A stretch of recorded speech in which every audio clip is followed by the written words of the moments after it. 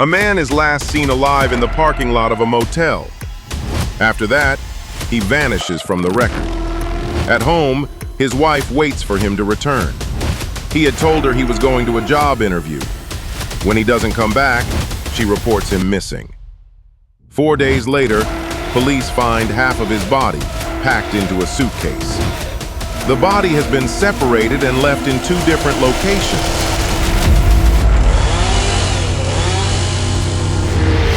Incheon, South Korea, Saturday, May 31st, 2014, 8:25 a.m.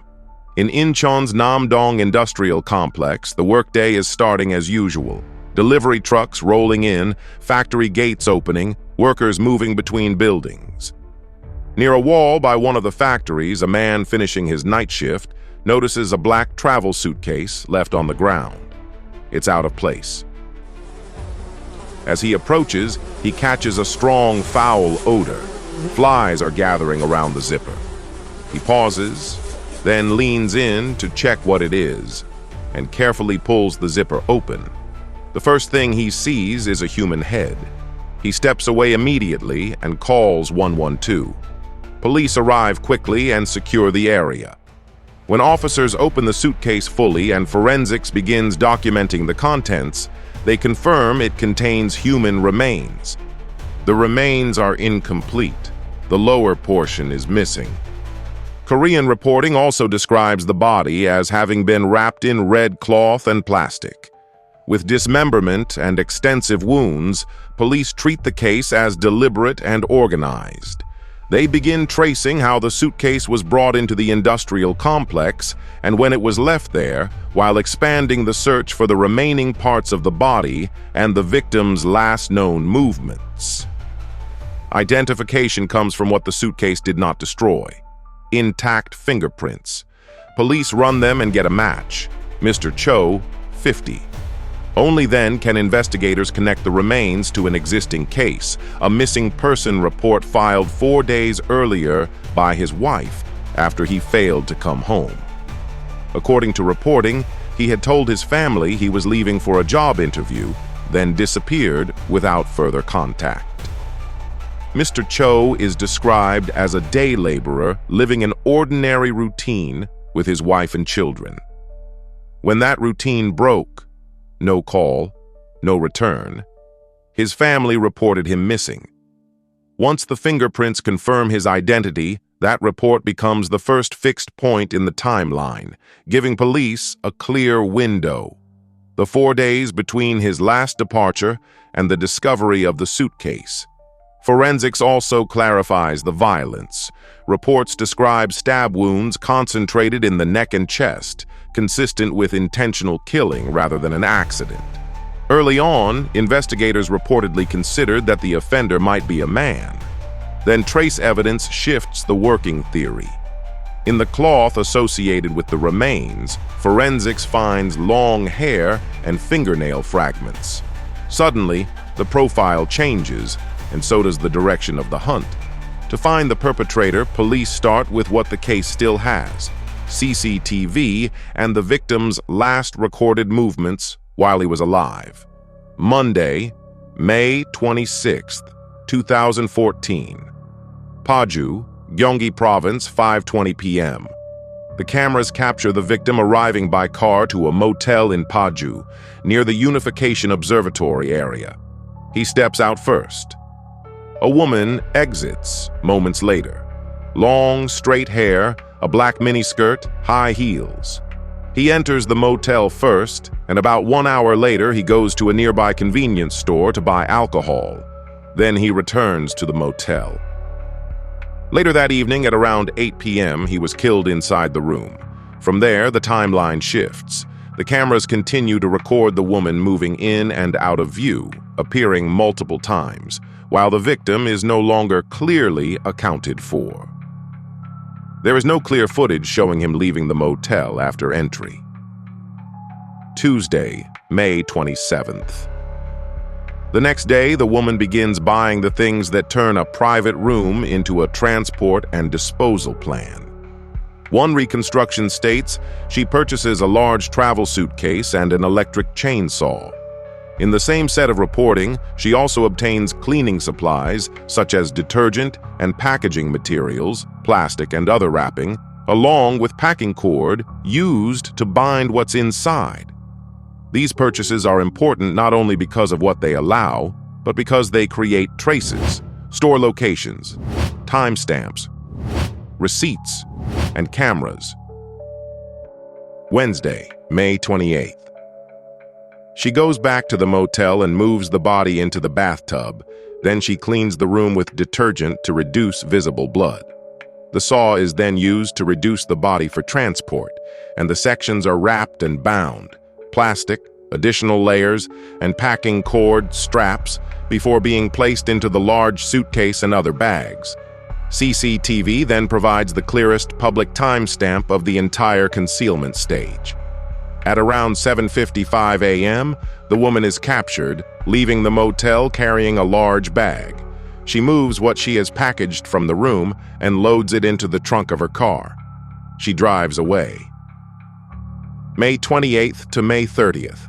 Instead of disposing of everything immediately, reporting says she returns to her home, described as roughly 20 minutes away, and resumes a normal routine for 2 more days. During this period, she uses the victim's credit card in public. One account describes a purchase of about 3 million Korean won in jewelry, rings, and necklaces, paid with the victim's card. Later, she attempts another high-value purchase, described as 5 million Korean won, again intending to use the victim's card. The shop owner becomes suspicious and demands identification.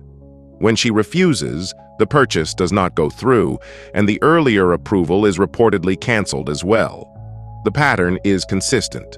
Turn someone else's money into valuables that can be carried, hidden, or resold.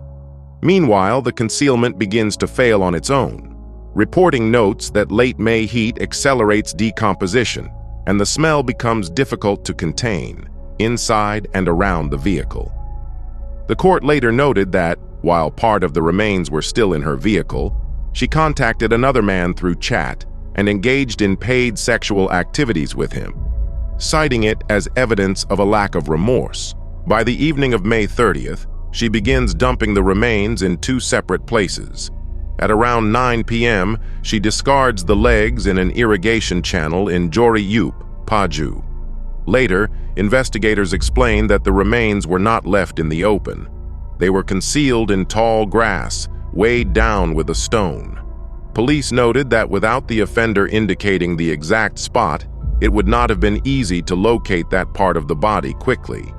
Then she drives west toward Incheon, with the suitcase containing the torso, and leaves it near an industrial complex at around 11:56 p.m.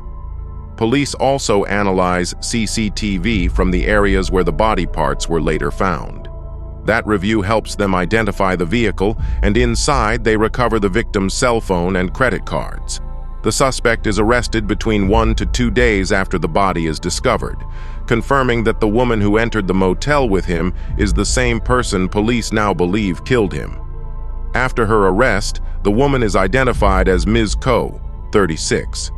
Reporting describes her as someone who met men through internet or phone chat and arranged paid sexual encounters through those channels, with little work history beyond a short period as a clothing store employee.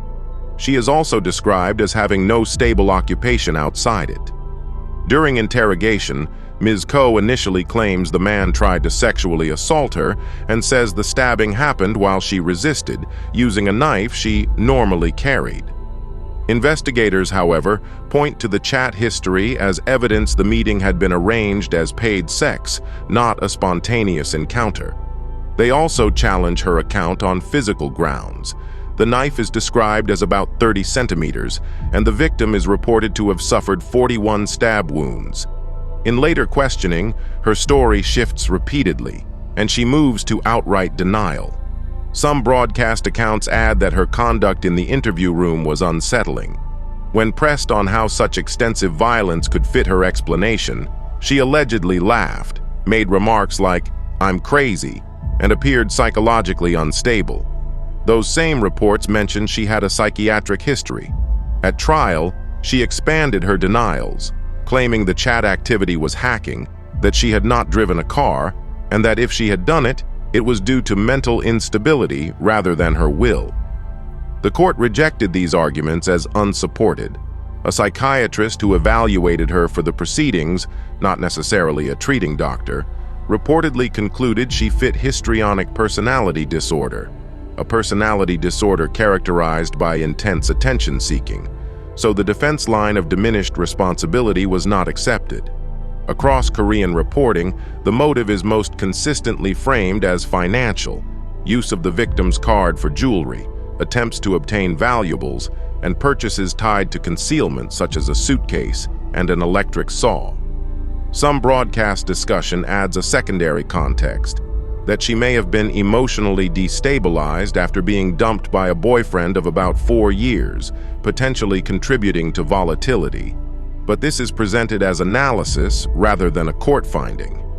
On August 7, 2015, the Supreme Court upheld the lower court's judgment, finalizing a 30-year prison sentence for murder and related offenses, including corpse damage, disposal, and theft. The court also upheld the order requiring 30 years of location tracking electronic monitoring.